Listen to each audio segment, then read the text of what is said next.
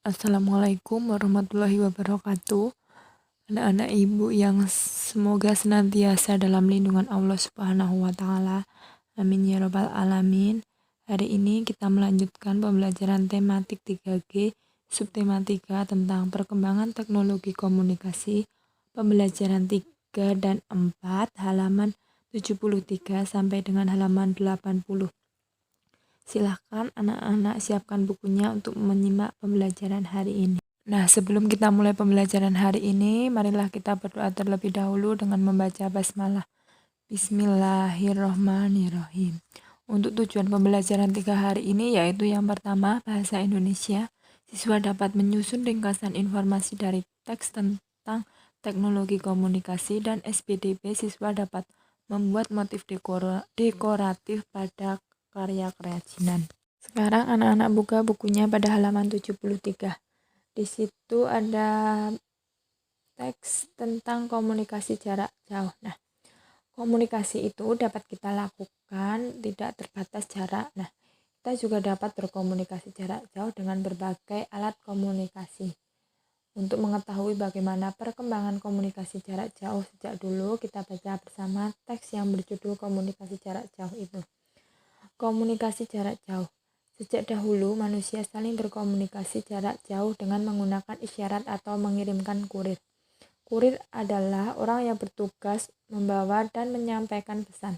Isyarat yang digunakan berupa asap atau suara cangkang kerang yang ditiup. Ada pula yang menggunakan burung merpati untuk mengirimkan pesan. Setelah listrik ditemukan, pesan dikirimkan melalui telegraf. Setiap huruf dilambangkan dengan sinyal listrik dan dikirimkan dalam bentuk titik dan garis yang harus diartikan. Pesan yang dikirimkan disebut telegram.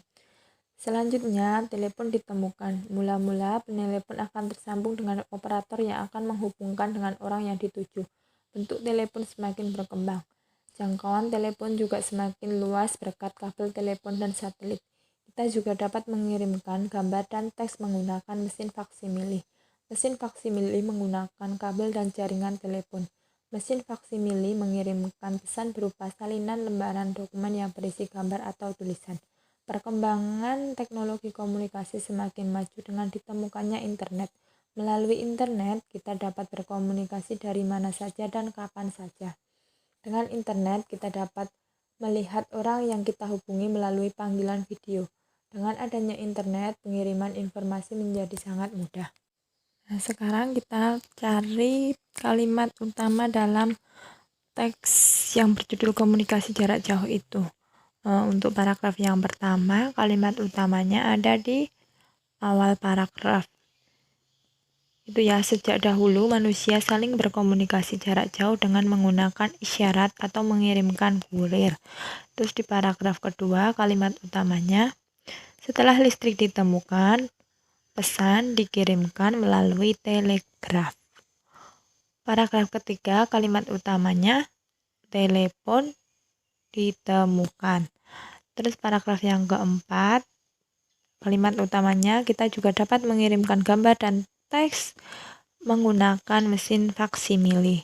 Terus yang paragraf terakhir itu perkembangan teknologi komunikasi semakin maju dengan ditemukannya internet. Nah, dengan kita memperhatikan kalimat utamanya, itu kita bisa menuliskan ringkasan informasi. Selanjutnya di halaman 74 itu ada bagian ayo berkreasi. Nah, di situ ada gambar berbagai motif pelindung telepon genggam. Nah, pelindung telepon genggam itu dihiasi dengan motif dekoratif.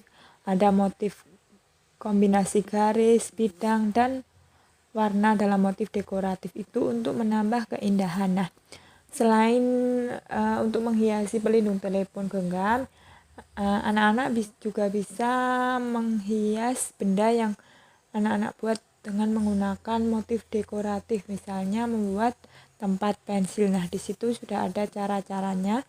Silakan anak-anak baca sendiri ya. Lanjut, silakan anak buka bukunya halaman 76 bagian ayo berlatih. Nomor 1 itu lingkari kata-kata yang berkaitan dengan teknologi komunikasi. Ada apa saja? Yang pertama ada telegraf, kemudian faksimil, lalu ada telepon, kemudian telegram, satelit, surat, bahasa, isyarat, dan surel. Nah, itu ya anak-anak kata-kata yang berhubungan dengan teknologi komunikasi. Sekarang kita masuk di pembelajaran 4. Tujuan pembelajaran 4 yaitu yang pertama, PPKN, siswa dapat menjelaskan manfaat perbedaan keterampilan atau kemampuan dalam kerjasama.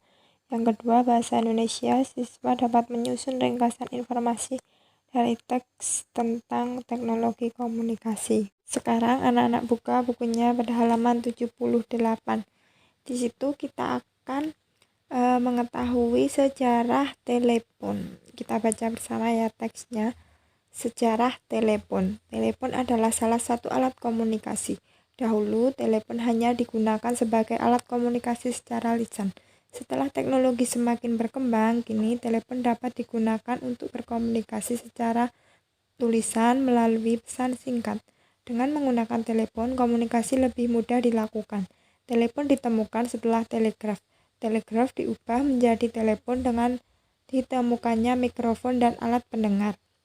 Mikrofon dan alat pendengar tersebut berbentuk kerucut. Suara yang ditangkap mikrofon diubah menjadi sinyal listrik dan dikirimkan melalui kabel.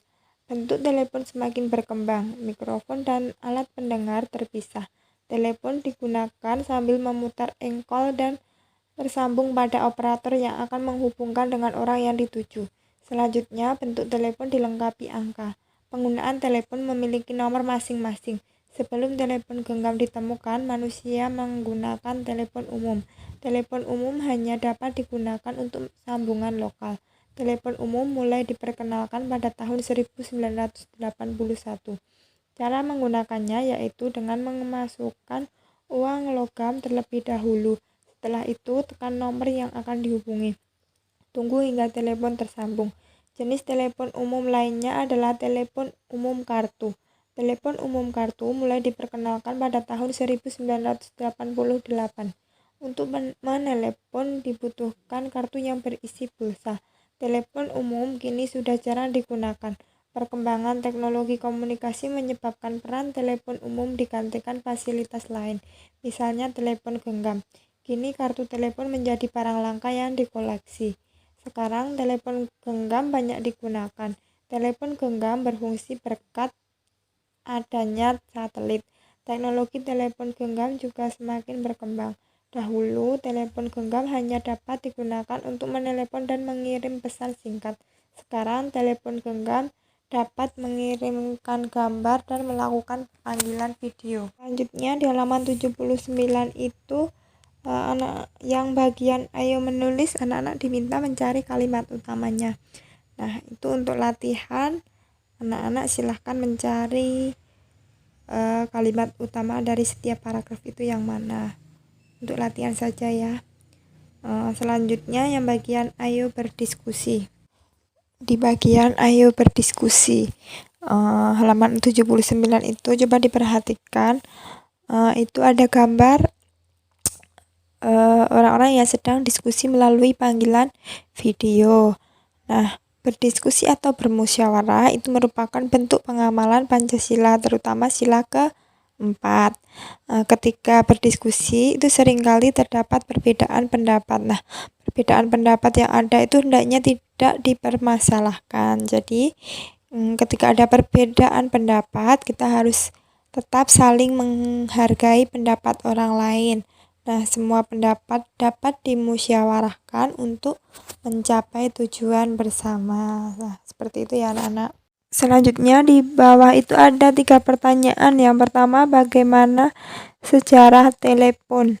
Sejarah telepon itu berawal dari adanya telegraf, kemudian berkembang menjadi telepon umum kartu. Jadi kalau mau menelepon itu membutuhkan kartu telepon. Kemudian setelah telepon umum kartu, kemudian berkembang menjadi telepon genggam yang sekarang ini kita gunakan. Nah, telepon genggam itu juga semakin berkembang. Jadi tidak hanya digunakan untuk menelepon dan mengirim pesan singkat, tapi sekarang telepon genggam dapat mengirimkan gambar dan melakukan panggilan video. Nah, Seperti itu ya anak-anak. Pertanyaan yang nomor 2, apa manfaat perkembangan telepon? Manfaatnya yaitu yang pertama, berkomunikasi menjadi lebih mudah dan cepat. Kemudian yang kedua, memudahkan akses kita untuk mencari informasi. Yang ketiga, mempersingkat waktu dan memangkas biaya. Selanjutnya yang pertanyaan nomor 3 itu, bagaimana kita menyikapi perkembangan alat komunikasi yang semakin canggih. Nah, kita harus berusaha untuk mengikuti perkembangan teknologi tersebut. Selain itu juga kita harus mengetahui sisi positif dan negatif dari perkembangan alat komunikasi tersebut. Nah, seperti itu ya anak-anak, semoga anak-anak paham. Selanjutnya di bagian paling bawah halaman 79 itu juga ada pertanyaan, apakah kemampuan setiap anggota kelompok itu sama? Tentunya tidak ya anak-anak.